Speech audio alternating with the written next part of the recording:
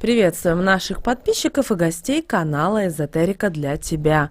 Друзья, мы вас всех приветствуем в изобилии и достатке. Сегодня в этом видео мы с вами уделим внимание 31 июля и поговорим о том, что это за народный праздник Амельянов день, что обязательно нужно было сделать по народным приметам, что нельзя делать, а также почему не рекомендовали наши предки выходить из дома после заката солнца 31 июля. Обязательно досмотрите это видео до конца, и вы узнаете много важного и полезного. А прямо сейчас подпишитесь на канал Эзотерика для тебя, ставьте лайк этому видео и обязательно поделитесь этим видео с теми, кого вы любите, кому вы желаете мира, любви, гармонии. Пусть они также знают эту важную и ценную информацию. Итак, друзья, сегодня 31 июля отмечается народный праздник Амельянов день. В церковном календаре этот день посвящается памяти мученика Емельяна. Другие названия праздника – Емельян, Емельянов день, Воробьиные ночи. 31 июля, почти так же, как и 31 декабря, в иронии судьбы необходимо было ходить в баню, причем обязательно с хорошей компанией и париться с вениками. Возможно, Эльдар Рязанов знал об этом и взял в основу именно для этого традицию, именно для сюжета фильма. В народе в этот день обычно приступали к заготовке впрок всевозможных варений и солений. Топили бани, варили веники из травы и цветов, смывали усталость. Конец июля – это время окончания жатвы. Когда эта работа завершена, полагалось серпы сложить на сжатой полосе кругом, пригласить священника и отслужить молебен, после которого серпы окропляли святой водой. Только после этого их уносили домой до следующего года. Также священники выходили в поля и служили молебен, прося Господа Бога не спаслать новый урожай.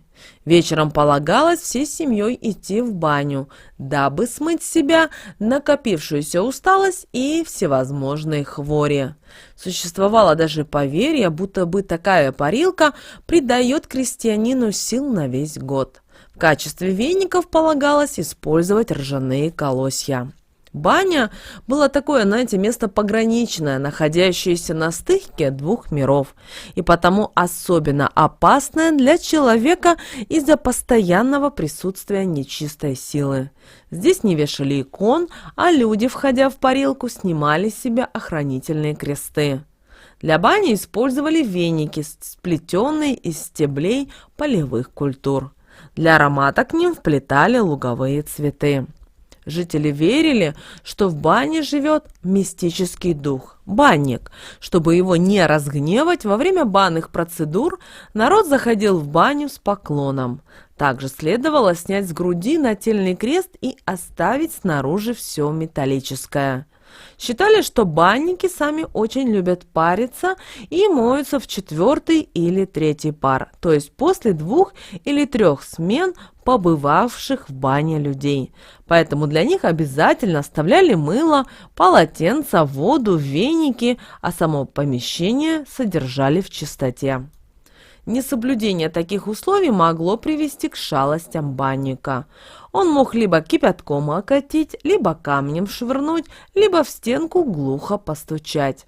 Увидеть банника – это считалось плохая народная примета и предвещало большие неприятности и болезни. Если банник также мог представать перед людьми в разных обличьях в виде черного мохнатого человека огромного роста с длинными волосами или даже железными руками. Он может задушить или до смерти запарить моющихся. В образе седого и мохнатого старика, иногда даже обнаженного. Его тело может быть покрыто грязью или листьями из веника. В некоторых местах считали, что банник может обернуться белым котом или кошкой, иногда собачкой, белым зайцем и даже веником или углем. Живет это существо под полком или под банной печью. По поверью, 31 июля в бане можно было встретить не только банника, но и самого черта. Мохнатое существо с рогами, копытами, хвостом и железными когтями. А чтобы нечистая сила не трогала парильщика, прежде чем зайти в парную, нужно кинуть было камешек и крикнуть «черту в лоб».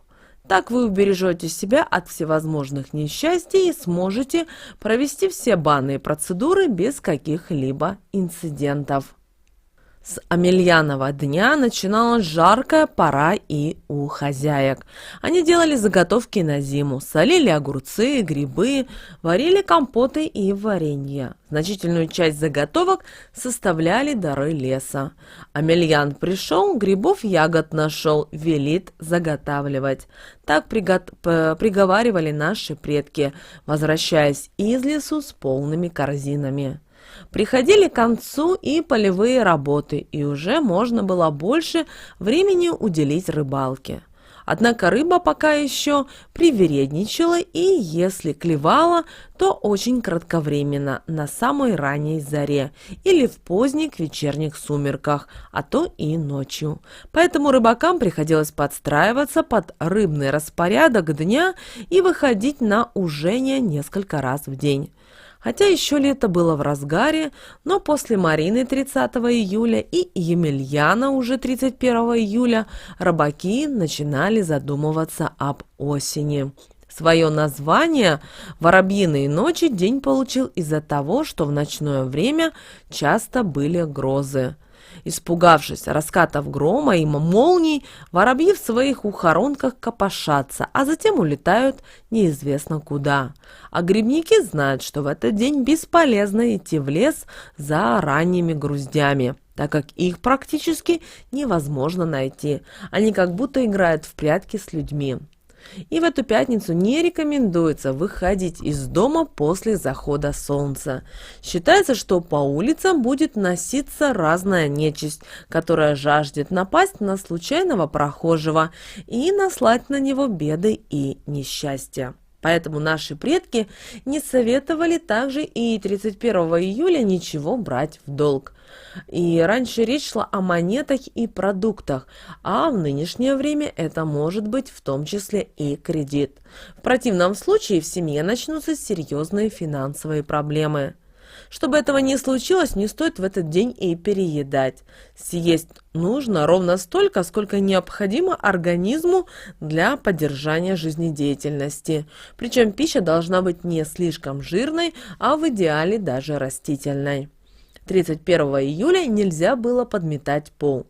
Даже если что-то рассыпалось или самое время провести уборку в доме, то лучше перенесите это занятие на другой день. Кто ослушается этого предостережения, рискует лишиться здоровья и благополучия. И также сегодня, 31 июля, обращали внимание на яркие сны. Они могли сбыться в течение недели. Если приснилось нечто невнятное, в таком случае не берите в голову.